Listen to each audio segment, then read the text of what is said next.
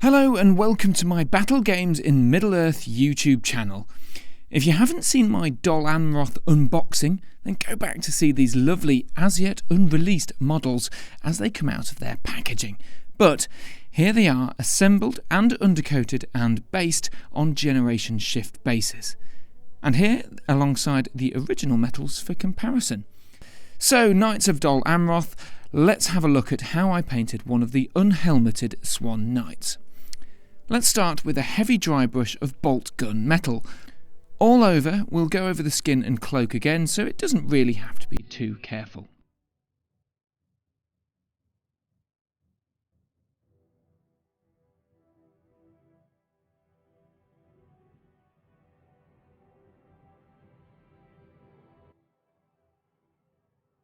Then onto a similarly heavy dry brush of chain mail. Apologies for having such ancient GW paints, but there are conversion guides out there, and if you can't find a good match, just ask me in the comments below. So yeah, another heavyish dry brush, this time with chain mail. Now this is an old paint. Still going strong though. I highlight this time, carefully picking out armour edges, motifs, and generally neating up the armour with mithril silver.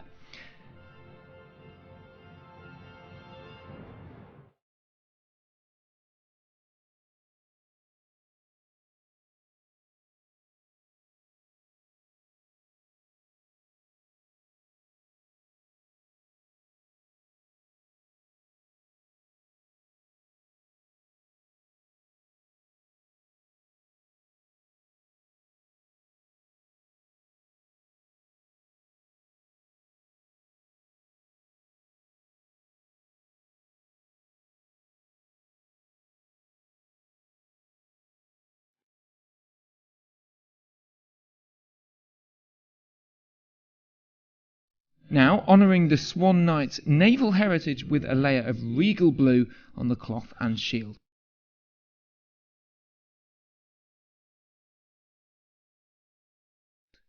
Just check out that detail on that shield. It's glorious stuff, these new Forge World miniatures.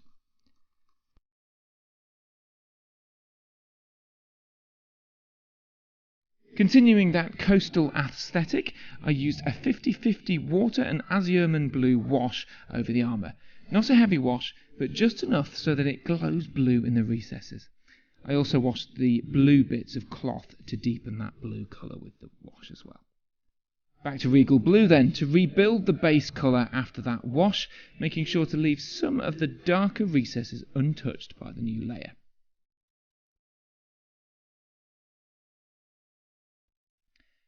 Now, a tricky step here, and to be honest, in hindsight I'd do it differently. I painted scorched brown onto the back of the shield. It would be much easier to do this without the shield attached. If I were you, I'd paint it and glue it on later. I also painted the leather straps with scorched brown too. Another classic paint coming out of my painting box, I used bestial brown for the scabbard.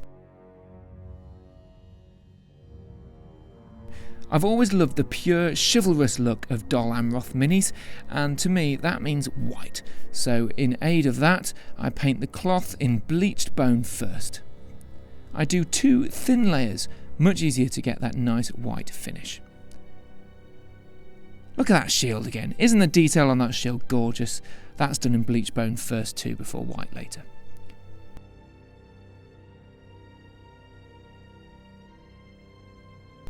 My favourite colour in the whole GW paint range next, it's Retributor armour, the gold that needs no real help. I don't even bother highlighting it most of the time. That's for the sword hilt, the scabbard, and also the horn on the hornblower, which you'll see later on. Now, another delight to paint on this incredibly detailed mini, the face. I used Talon flesh, which is thinned down a fair bit on the skin. I do have a habit of doing things in the wrong order, so I used bestial brown again to paint the gloves, mainly because I didn't realise they were skin until I got to them. Come on, everyone's done it once, even on models this detailed. We're mixing up gloves for hands, it's easy to do.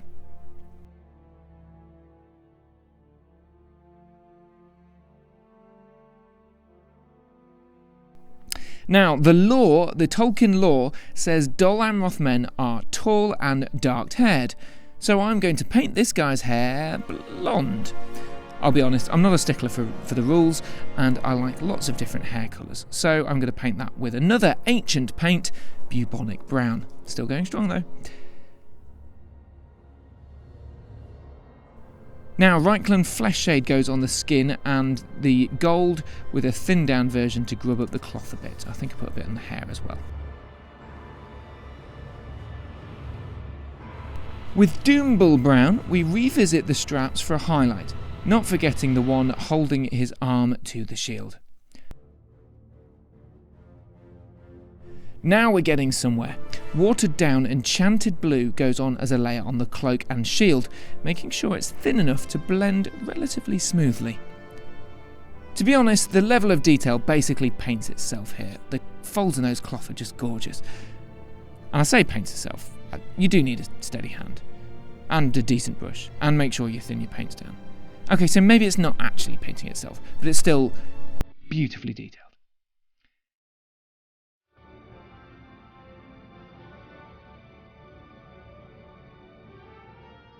The final stretch now. Nope, not that kind of stretch. We're almost done now, so it's returning that bleached bone to the cloak with a watered down highlight.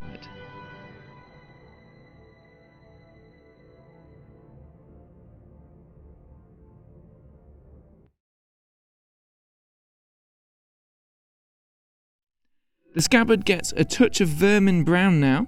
While we're talking about painting a touch on, it's only right to paint the fingers too, after all.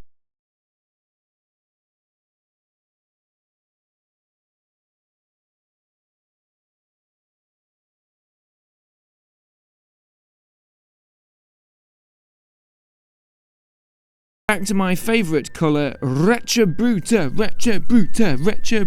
Armour, for the belt buckle and highlights after I washed the gold earlier with Reikland Flesh Shade. As ever, I made loads of mistakes while painting this. I always get a little bit of blue on here, I get a bit of brown there, so I cover them up with silver and also do lots of neatening up later as I go on. I've probably edited the bits out by now. I also move on to the white. Food for thought. Tolkien seems to love his colours. He likes naming things colours. You've got the White City, you've got Grey Havens, you've got all the wizards and their colours, you've got the Black Gate, you've got Legolas Greenleaf. Can you think of any other colour-related Tolkien names? Drop a comment in below. I'm trying to think of something. I just can't think of any more.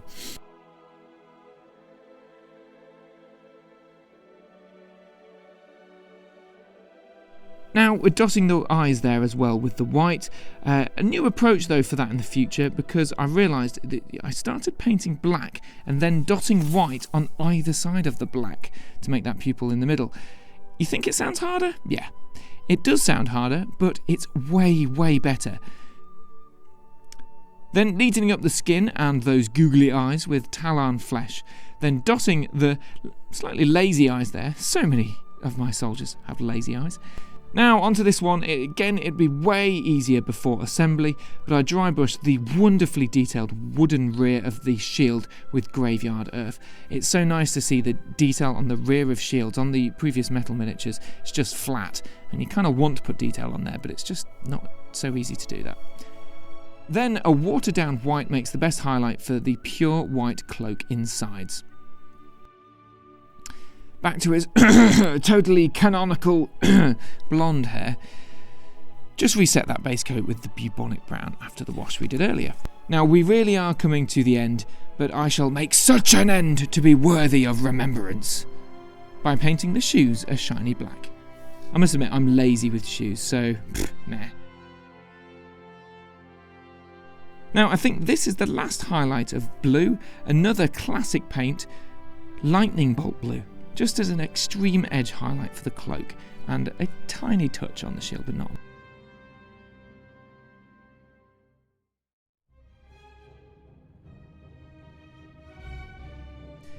Now, never forget the base or face, because they make the miniature look perfectly finished. So the face is done, that leaves the base, and what a base. This is a white city base made by Generation Shift. You can find them on Facebook. I paint it Calthan brown, mainly for the cement between the stones. A couple of layers of bleached bone mixed gradually with the Calthan brown, building up to a layer of bleached bone. Then eventually I move on to a 50-50 bleached bone and white mix to highlight the edges of each stone. Then I neaten the base with black, and voila! As you can see, I've said it a lot of times during the video, they are absolutely gorgeous miniatures. They really do reward a lot of effort spent on these guys painting them. I think some of the plastics that you get in the Lord of the Rings kit, while fantastic, they're not quite as detailed like your Riders of Rohan, not so great. The Moran and Orcs that are coming in the Pelennor Fields box set as well, they're not so great either. But these just really reward a lot of time spent on them. Every single layer of detail there is just perfect. And as you can see, they slot in nicely with Imrahil, who does have black hair, by the way.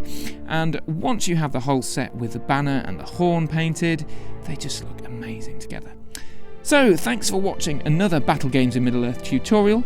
Please do subscribe, and with more toys, as I mentioned, the Pelennor Fields box set coming soon, I can guarantee a tutorial on the way imminently in the next couple of days, hopefully. Fingers crossed. Keep an eye out, and thanks for watching again. Bye.